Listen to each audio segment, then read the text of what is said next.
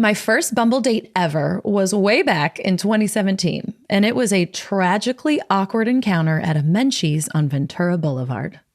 He was a white guy named Seth with a spiky hairstyle that looked straight out of 1999. So much so that I was surprised he wasn't wearing a puka shell necklace and some Janko jeans to complete the look. I parked on the street about a block away. As I approached the frozen yogurt shop, I saw a man who looked a lot like Seth, or at least his photos, standing next to a black SUV talking to a woman. His hair caught my eye, that signature spiky coif rocked by half of NSYNC in the 90s. I chuckled nostalgically until I saw him canoodling with the woman and kissing her goodbye? Wait, what? Hi, I'm Kelly Shanley, and this is For Love or Peanut Butter, a true life dating podcast in which a seemingly eligible yet perpetually single woman, that's me, finally delves into the why and the how she has remained single into her mid-30s. And she changes her life forever.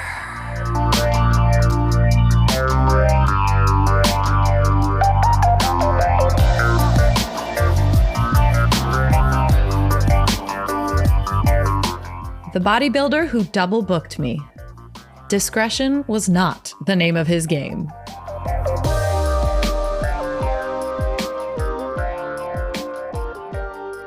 I darted across the street and grabbed a seat in front of the yogurt shop.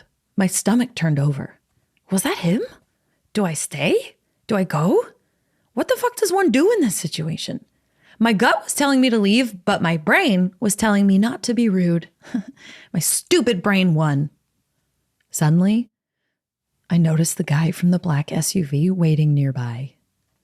I froze. Keep absolutely still. This vision's based on movement.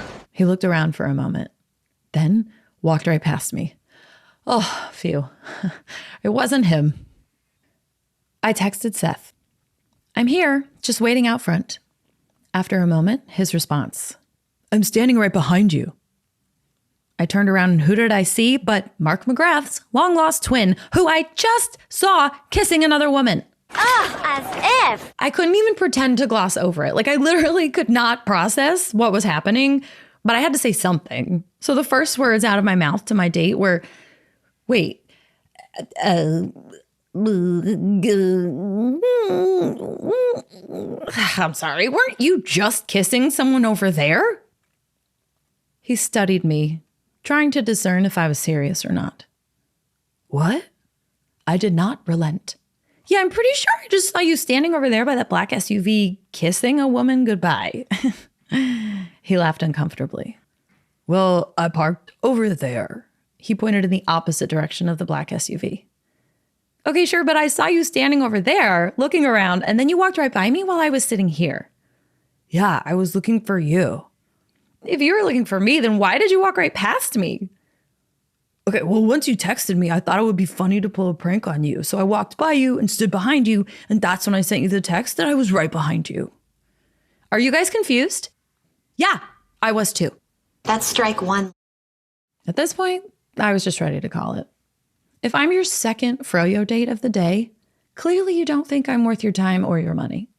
Also, if you're going to do back-to-back dates, at least have the decency to leave a gap in between, so I'm not greeted by the sight of you sticking your tongue down someone else's throat. Gag me with a spoon! This isn't spin the bottle, and if you're gonna lie about it, do a better fucking job.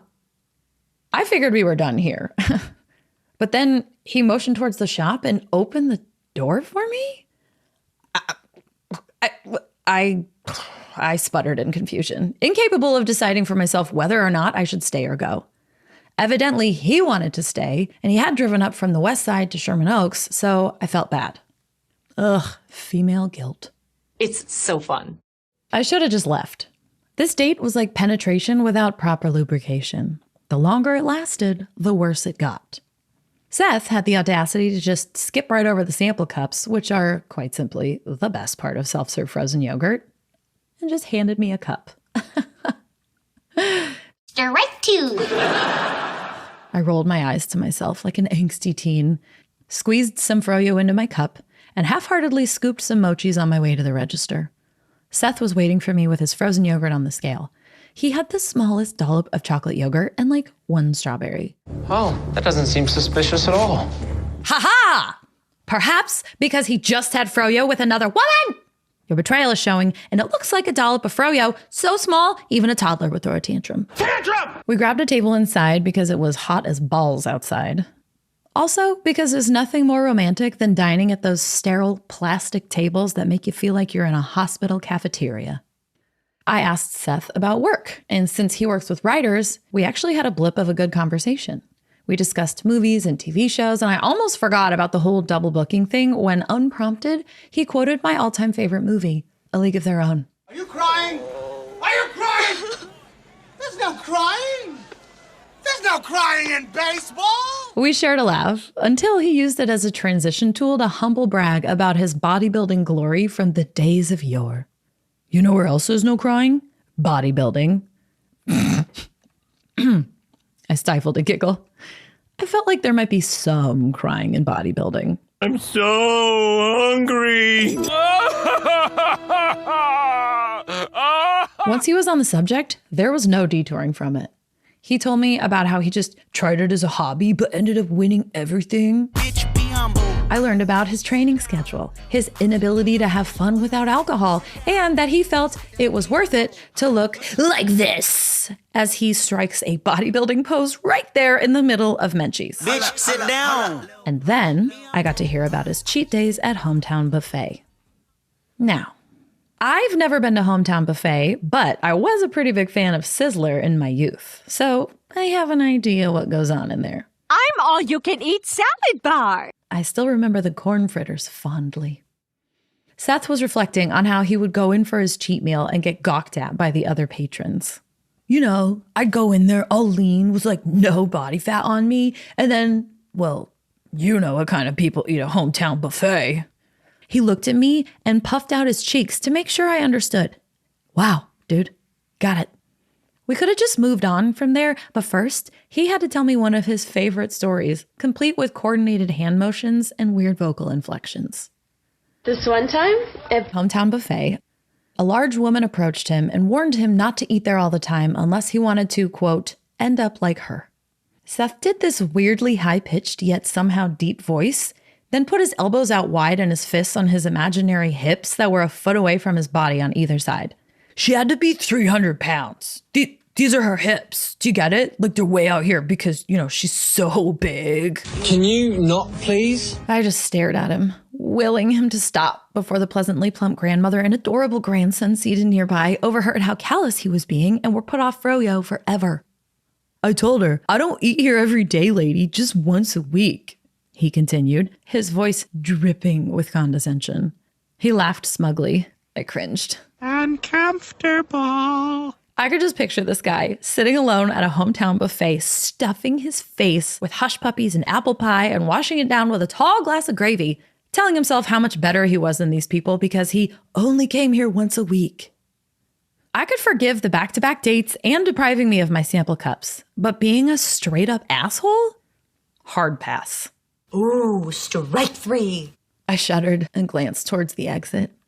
Oh, want to see a picture of me when I was a bodybuilder? I'd rather die. Oh, no, that's okay. You know, I actually have to get going. But he was too fast. He had one queued up on his phone and he shoved it in my face like a kid who just found a cool bug. And oh my God, this guy was huge. Huge. He looked like Arnold Schwarzenegger ate Hulk Hogan and then chased it with Guy Fieri. His muscles looked like they might burst at any moment, his veins just holding on for dear life like a strained bungee cord on an overloaded burro en route to Machu Picchu. The only recognizable part was his spiky hair. Let's bring out the pain train to Flavortown. He mentioned what a difficult decision it had been to not put one of his bodybuilding pictures on his online dating profile, and I quickly agreed that that was a good call. Maybe too quickly. He looked surprised, so I clarified. Why would you? You said you did this 12 years ago. That's like if I had my audition tape for Glee on my profile. That was also 12 years ago and equally off-putting. He didn't love that, but you know what? I didn't love that we started our date off with me watching him kiss someone else. Not sorry. I'm truly not sorry. I should have trusted my gut and bailed at the first sight of him macking on some other chick. My gut is always right. I just sometimes mistake my intuition for indigestion. They actually aren't that far off, though. Both are telling you something's wrong and you should probably make your exit. It's just that one will let you do it more gracefully than the other. Do not go in there. Woo! I try to remember this now. If someone or something makes you sick to your stomach, it's probably not good for you. And that condescending, double booking, sample cup skipping former bodybuilder just wasn't for me. But I like to believe that somewhere in Los Angeles, Seth and that other lady are sharing a country fried steak, Lady and the Tramp style, on his cheat day at Hometown Buffet.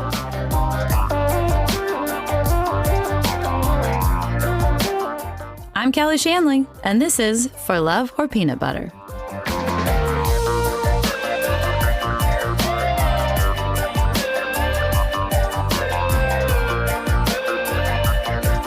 For Love or Peanut Butter is created, written, and performed by me, Kelly Shanley. Produced and edited by Z. Rodriguez-Thomas for Mindjam Media. If you enjoyed this episode, be sure to follow the podcast and leave us a glowing review. If you can't wait to hear the next one, check out the column of the same name on Medium. Link in show notes. And be sure to follow me on social media. On Instagram and TikTok, you can find me at Kelly A. Shanley. On YouTube, Facebook, and Medium, at Kelly Shanley. Thanks so much for listening, and stay crunchy out there. Or smooth.